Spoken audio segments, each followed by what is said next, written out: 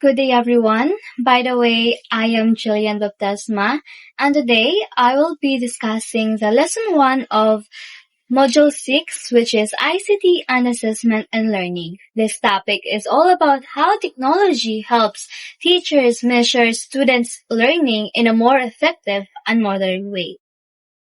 Before we proceed to our lesson, allow me first to read our learning objectives for today's discussion.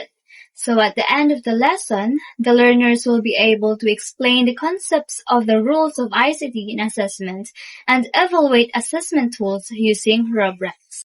First, let's talk about what is assessment. So, assessment is a process of identifying, gathering, and interpreting information about students' learning. In simple terms, it helps teachers know if students understand the lessons or not.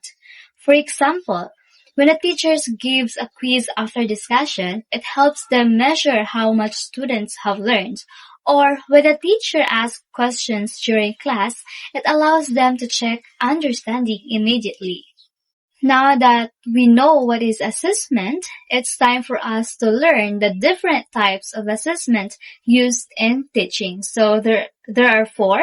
This includes formative, summative, diagnostic, and authentic assessment. So first, let's talk about the formative assessment.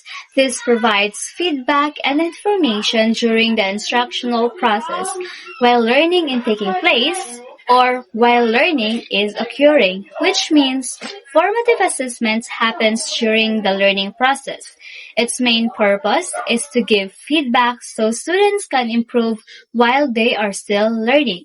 For example, a short quiz after discussion helps the teacher know if the students understand or understood the topic right away. Or when a teacher asks questions, it encourages students to think and participate actively.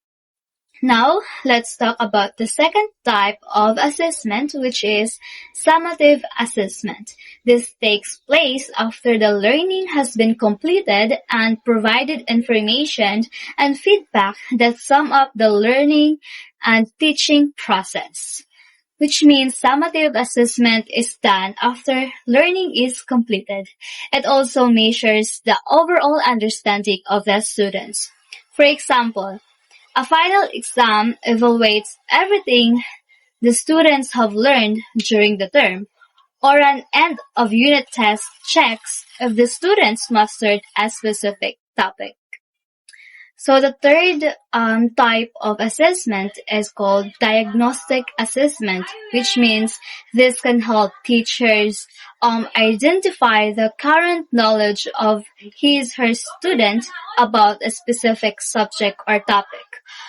Also, diagnostic assessment is used before teaching begins, and it helps teachers identify the students' prior knowledge, strengths, and weaknesses.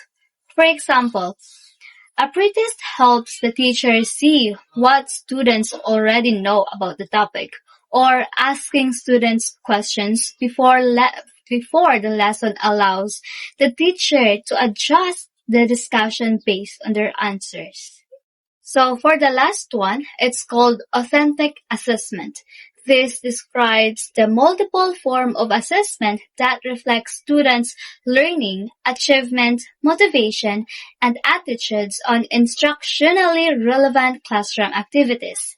In simple terms, it focuses on real-life tasks that reflect students' skills, knowledge, and attitudes. For example, role-playing allows students to apply concepts in realistic situations, or creating a project or portfolio shows their understanding through actual outputs. Now that we're done about the different types of assessment, let's now proceed to the role of ICT in assessment and learning. So some of the ICT rules is that students' information and results can be recorded and stored. Second is teachers can give feedback right away. So one of the advantage of ICT is that it allows easy recording of results and immediate feedback. For example, Using Google Sheets helps teachers store and compute grades quickly. Another example is that teacher can also leave comments on digital assignments, giving clear feedback for improvements. So the third rule of ICT, according to Sendo 2013, is the use of technology as an innovation and support is essential to improve interaction. Instruction. Lastly is teachers can create quizzes and evaluate electronically. So in simple terms, technology supports teaching by making assessments more innovative and efficient. So for instance, Google Form allows teachers to create quizzes that are automatically checked or make assessments fun by turning quizzes into interactive games. Now, let's talk about the current trends in assessment and learning. We all know that assessment today focuses on using different methods and increasing the use of technology. First is utilizing multiple measures of assessment and increasing the use of technology. In simple terms, modern assessment focuses on the growth, development of the learners.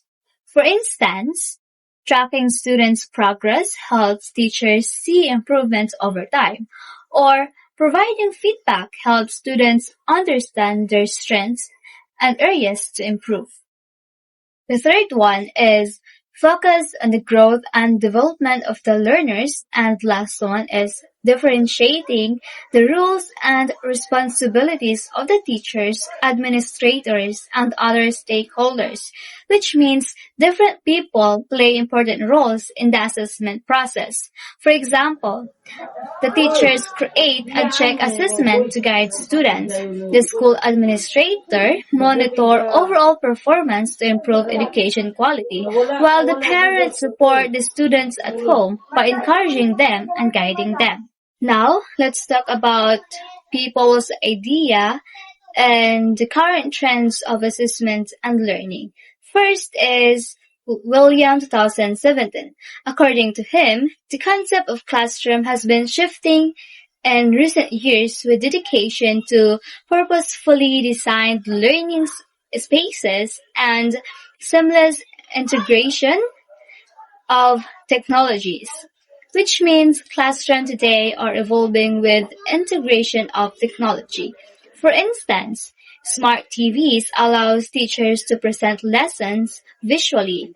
Online classes make learning accessible even at home, or the digital materials are easier to update and share with students.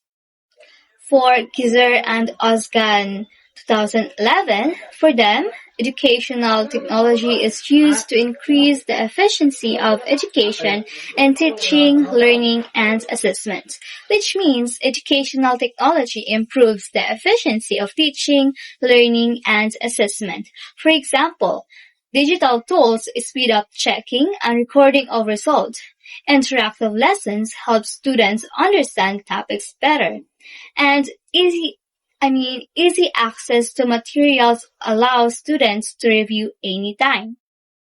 In conclusion, assessment is essential in measuring student learning, and ICT makes it more effective and efficient. By using technology, teachers can better support students and improve the learning process. So that concludes our lesson today. Thank you for listening. I hope you learned how ICT helps improve assessment and learning. Have a good day.